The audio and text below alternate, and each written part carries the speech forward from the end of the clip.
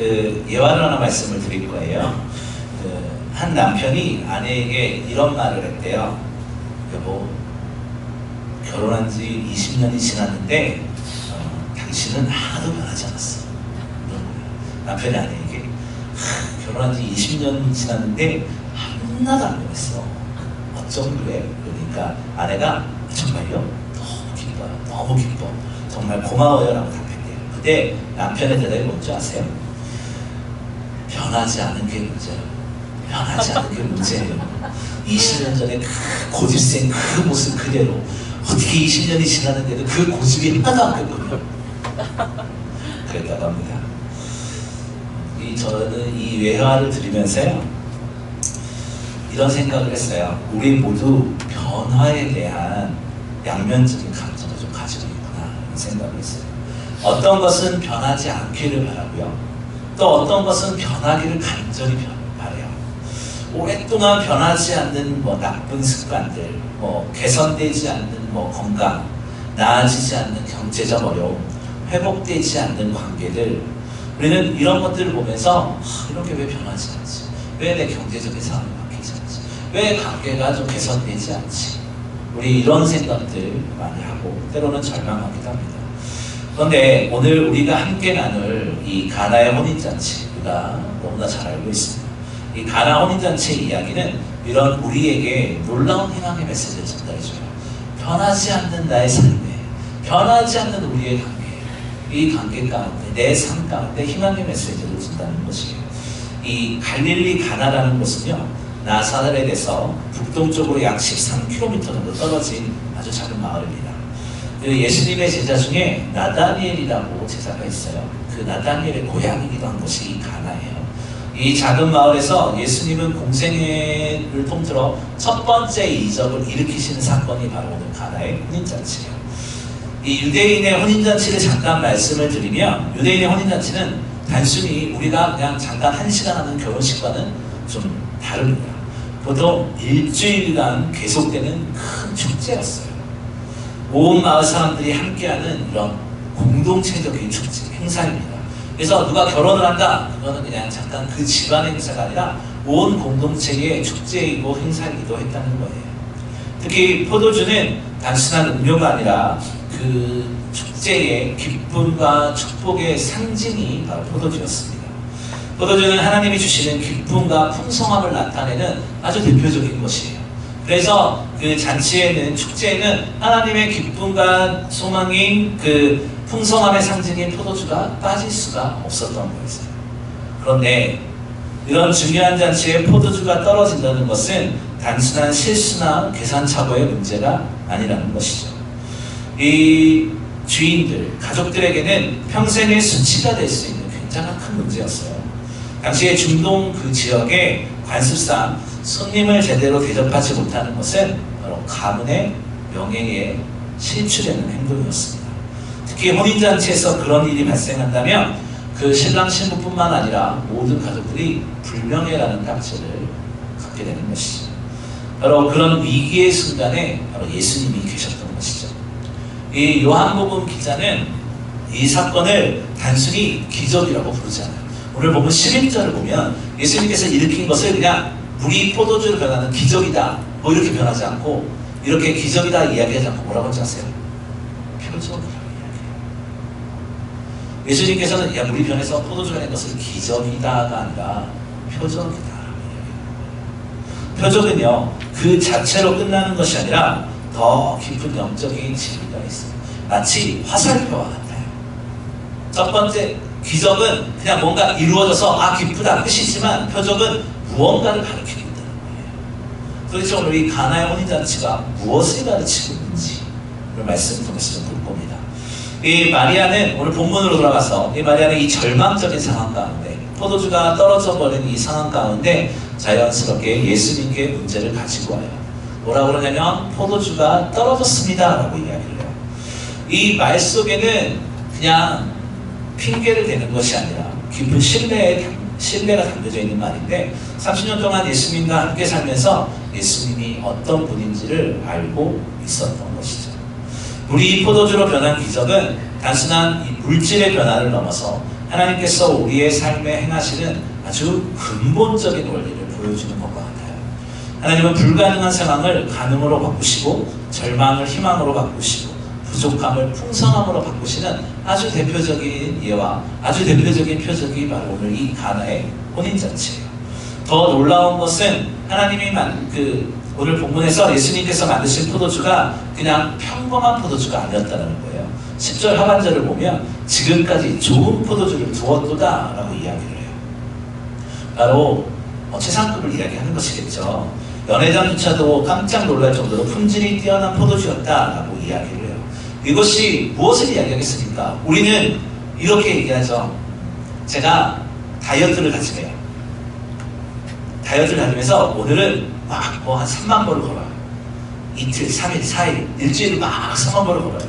물론 그렇게 해본 적은 없지만 막 걸어요. 근데 어찌 되는가요? 대부분 왜 실패하나요?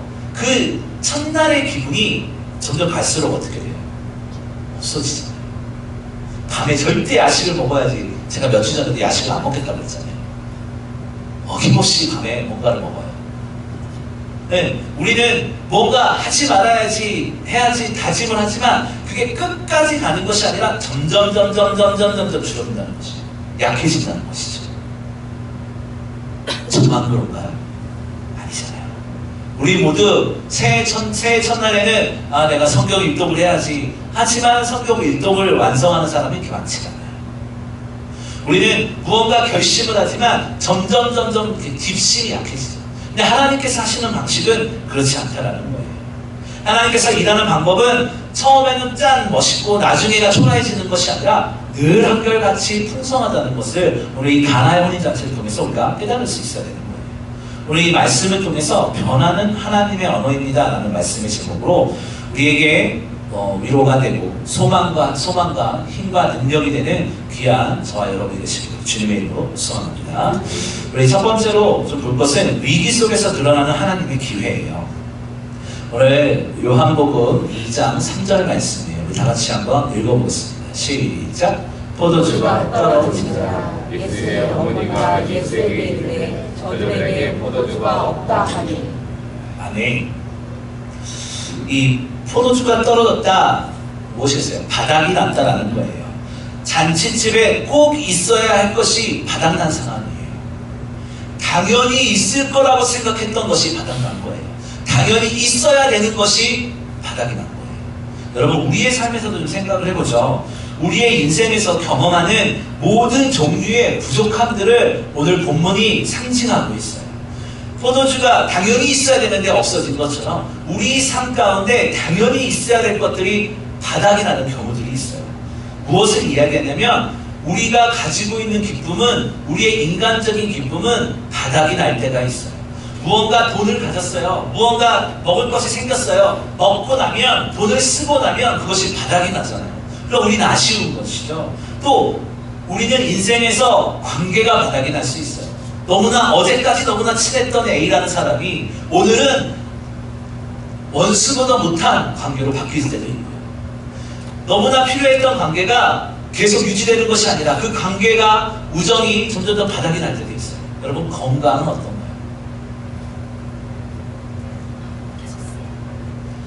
그래서 우리의 삶 가운데 무엇이 필요하냐면 하나님의 은혜와 도우심이 필요하다는 거예요.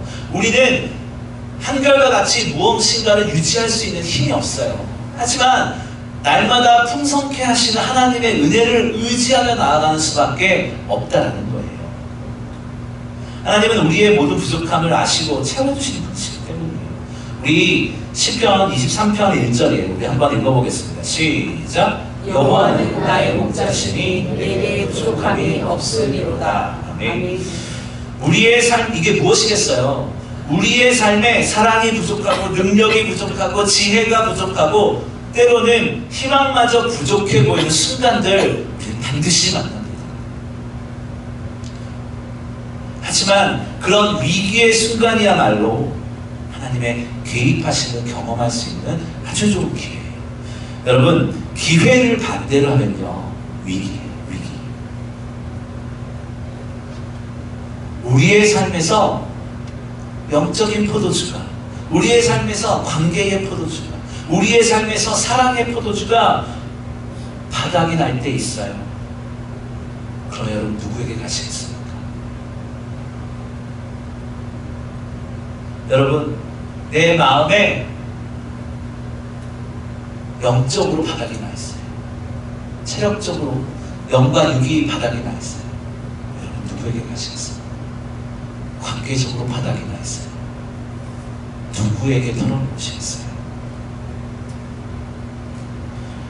예수님께 가져가는 것이 믿음의 출발이에요. 아멘. 믿음이 어디서 시작되는지 아세요?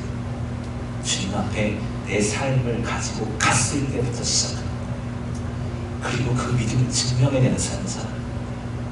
내가 하나님 앞에 내 삶을 가져가지도 않으면서 믿음을 이야기하는 건 말이 안 되는 거예요. 우리의 삶에 내 생각과 내 모든 주권을, 내 모든 것을 하나님 앞에 내어놓고 하나님, 내가 속한 모든 것은 하나님께부터 시작되는 겁니다 라고 고백하는 것부터 믿음이 시작되는 거예요.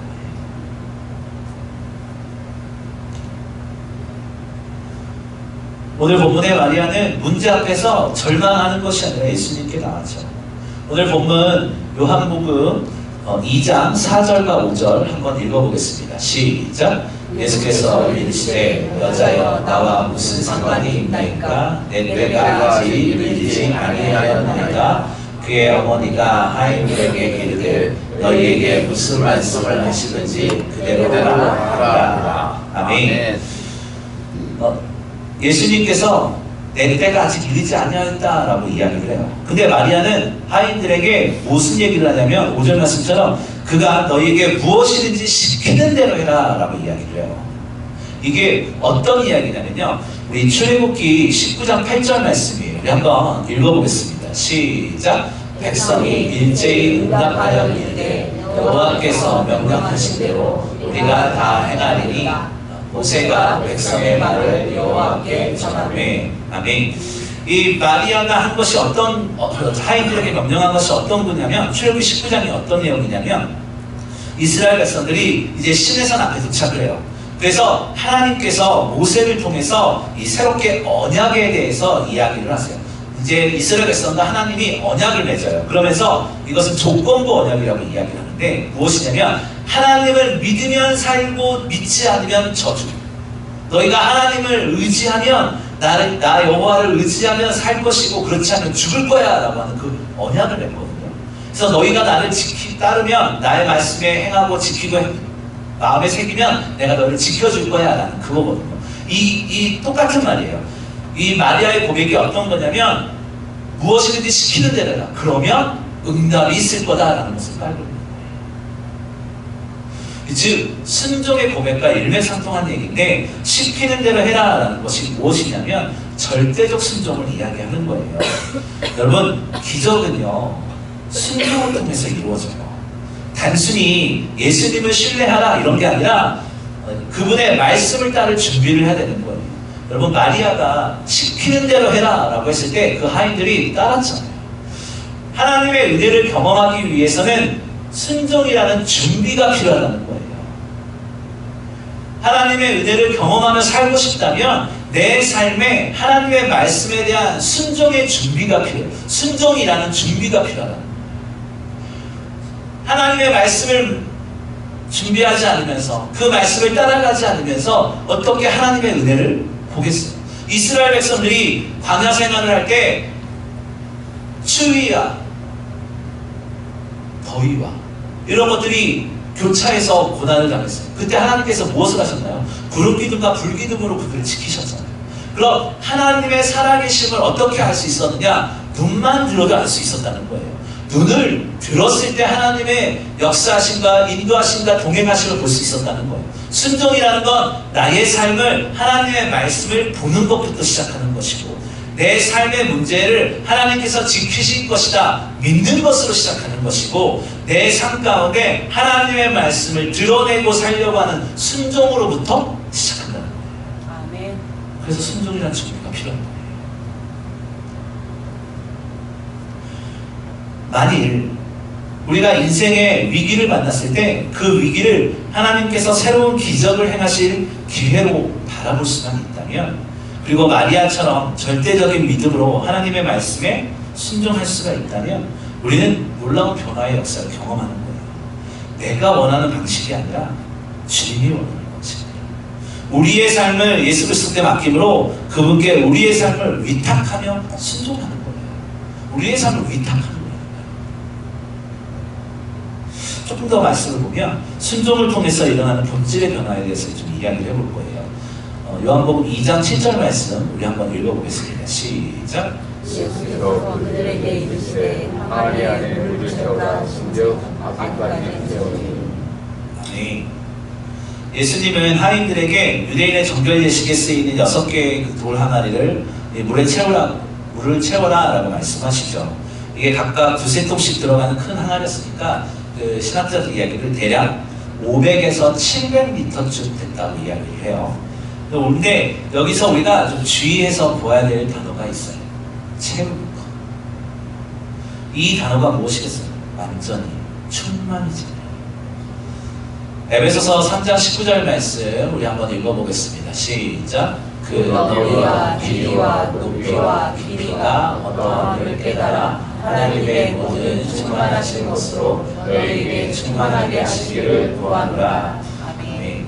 이 바울의 기도인데 바울이 이야기하자면 모든 것이 너희가 모든 것이 충만하기를 구하노라 라고 했을 때 사용되는 단어 채우는 것과 충만하다는 게 같은 말이에요. 그래서 에베소서 5장 18절을 보면 성령의 충만함을 받으라 라고 하잖아요. 무언가를 채워라 라는 것은 뭐 한 3분의 2만 5분의 1만 이런 게 아니라 가득이에요. 가득. 하나님은 우리에게 중간 단계의 순종이 아니라 완전한 순종을 원하세요.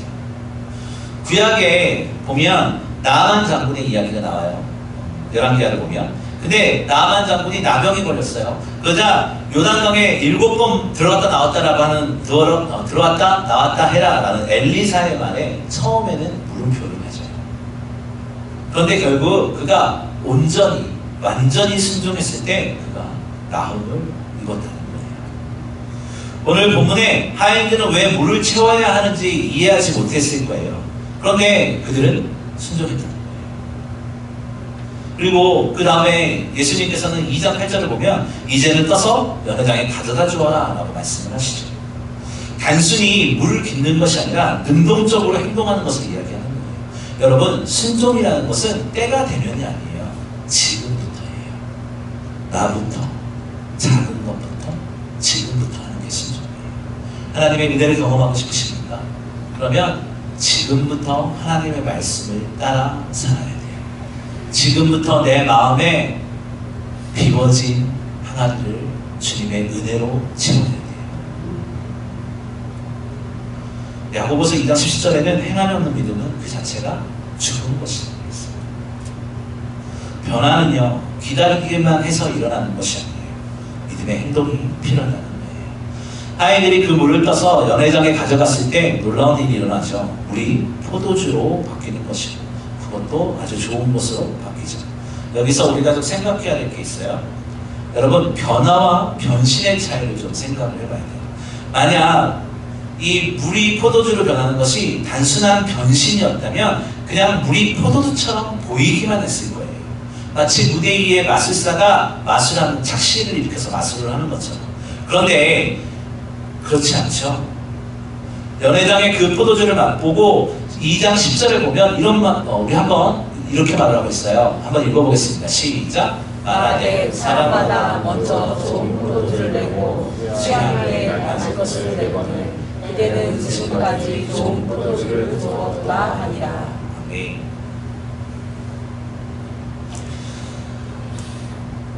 진짜 변화를 이야기하는 겁니다. 진짜 물이 진짜 포도주가 된 것을 얘기해요. 여러분, 변신은요 외적인 모습만 바뀌는 거예요. 예를 들어 사람들이 성형수술을 통해서 얼굴을 바꾸거나 옷을 갈아입어서 다른 사람처럼 보이는 거, 이거 변신이에요.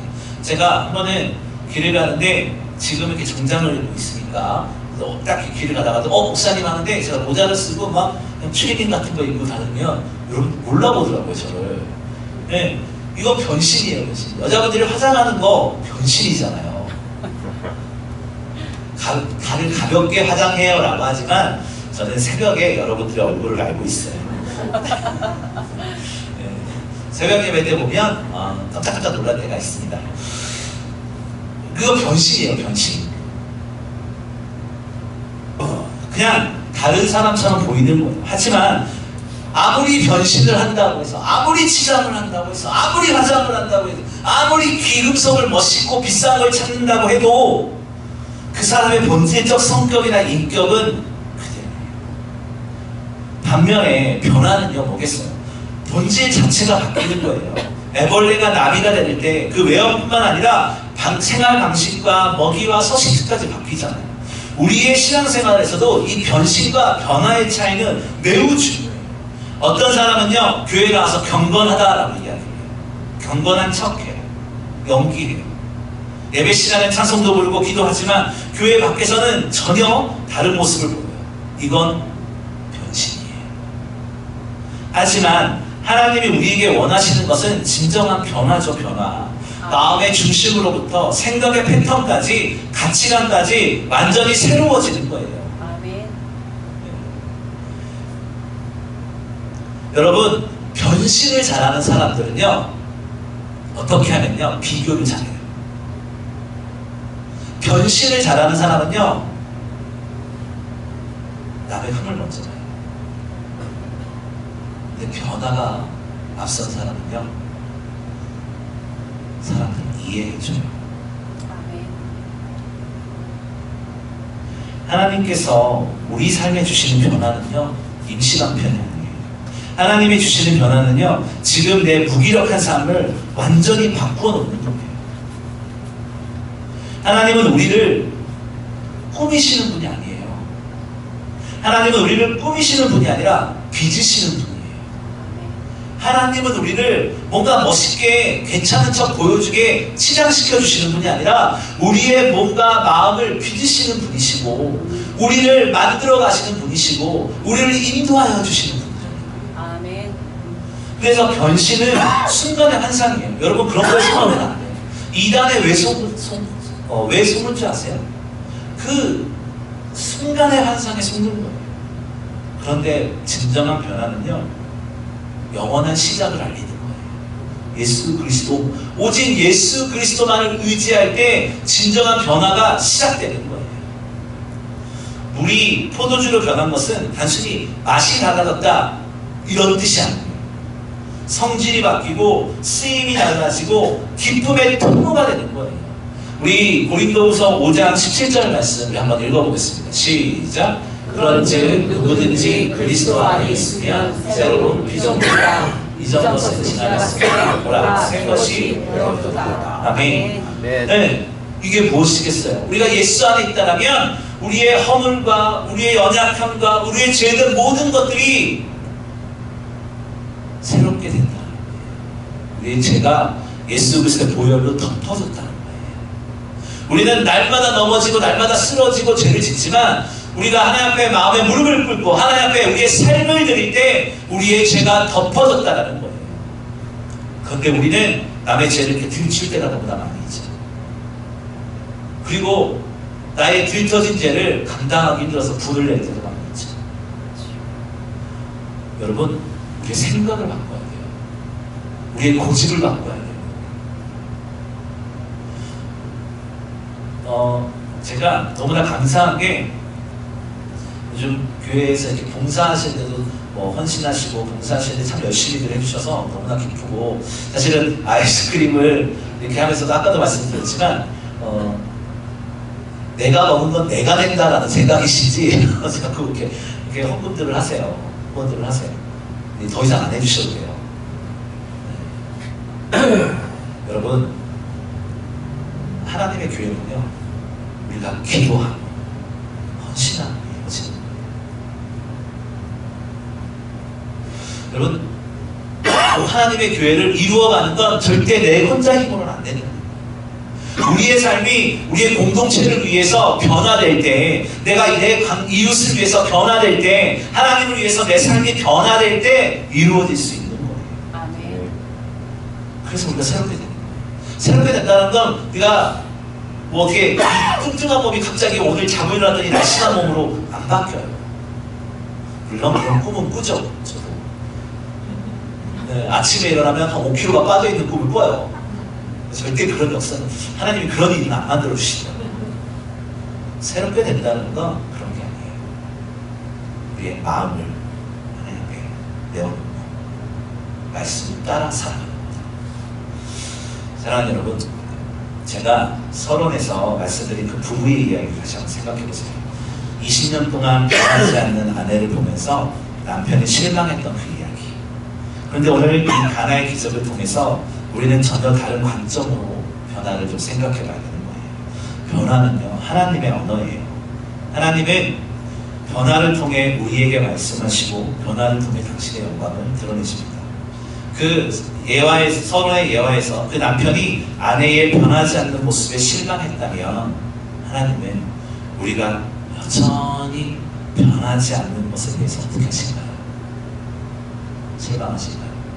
여전히 신앙생활을 50년, 60년을 해도 전혀 내 자아가 죽지 않는 내 모습을 보고 하나님 어떻게 생각하실까요?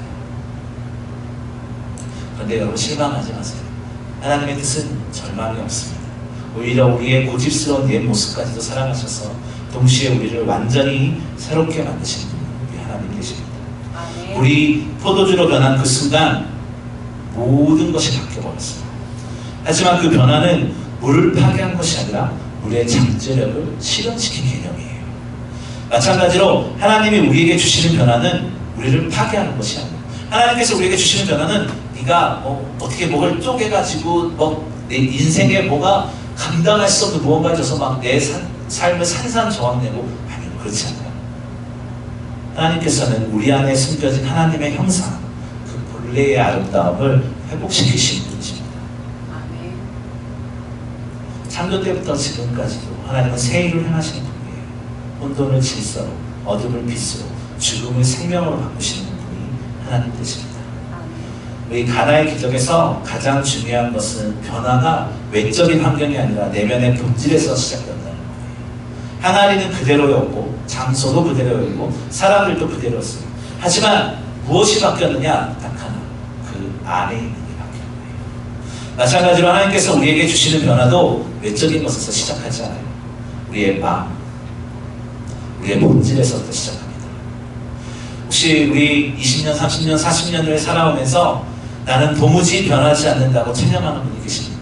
네 못돼 처먹은 성질머리가 도대체 신앙생활을 몇십 년을 하는데도 안 바뀌니까 체념하십니다. 내가 그렇게 기도를 하는데 내 옆에 있는 사람이 그렇게 성질머리가 안 바뀌냐고 좌절하십니다. 또는 나쁜 성격, 고질적인 습관, 반복되는 실패의 패턴들을 보면서 나는 평생 이런 사람인가? 라는 생각을 하면서 포기하고 계십니다. 오늘 우리도 빈 항아리에 물을 채우는 자리에 나가야 돼요. 우리 안에는 아직도 하나님의 도우심이 필요한 빈 공간이 있어요. 어떤 사람에게는 사랑의 공간이 필요하고요. 어떤 사람에게는 용서의 공간이 필요하고요. 어떤 사람에게는 양보의 공간이 필요하고요. 어떤 사람에게는 희망의 공간이 필요해요. 우리 그거 인정해야 돼요. 우리가 연약하다는 걸 인정해야 돼요. 우리는 부족하다는 걸 인정해야 돼요. 하나님은 나를 빚으시는 분이구나 라는 것을 인정해야 돼요. 그리고 마리아처럼 너희가 무엇이든 지키는 대로 하라 라고 하는 것처럼 절대적인 순종의 자세로 하나님의 때를 기다리는 것이 중요합니다. 하인들이 왜 물을 채워야 하는지 이해를 못했지만 순종했잖아요. 우리도 하나님의 방법을 완전히 이해 못할 때 있습니다. 하지만 그때야말로 필요한 것이 순종이에요. 그때 예수님은 그 기적의 시작점이 되어주십니다.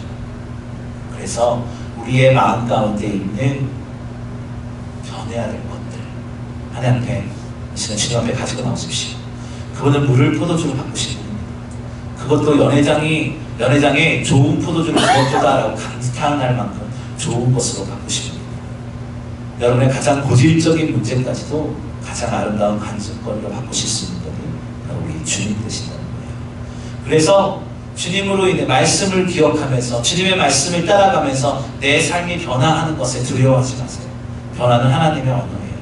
내 삶이 변화될 때 그리고 우리의 공동체가 변화될 때 우리가 그것을 위해서 기도해야 되고 수고해야 되는 거예요.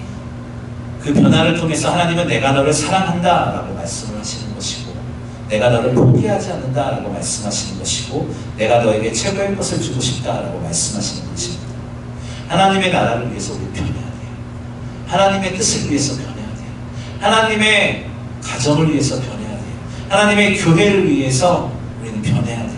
하나님의 형상을 회복하기 위해서 내 습관과 내 고집을 변해야 돼요. 오늘부터 여러분들의 삶에 일어난 모든 변화를 하나님의 언어로 들으시기를 바라요. 그 변화 속에서 하나님의 음성을 발견하시기를 바라요. 그리고 그 변화를 통해 하나님의 영광이 드러나게 돼야 되는 거예요. 하나님은 우리를 지키시고 우리가 변신이 아니라 변화시키시는 분이십니다. 기대하시고 기도하면서 예배하고 순종의 길을 가시기 바랍니다. 하나님의 언어는 고통과 고난을 끝내는 것이 아니라 우리의 삶을 새롭게 하시는 은혜의 변화예요. 그래서 주님의 말씀에 우리가 오늘 본문에 있는 물동이처럼 순종의 준비를 해야 되고, 우리의 연약함을 하나님께 올려드릴 수 있는 은혜가 있어야 돼요. 그리고 그 말씀을 따라서 내 삶을 변화하는 귀한 은혜 있기를 주님의 이름으로 축원합니다.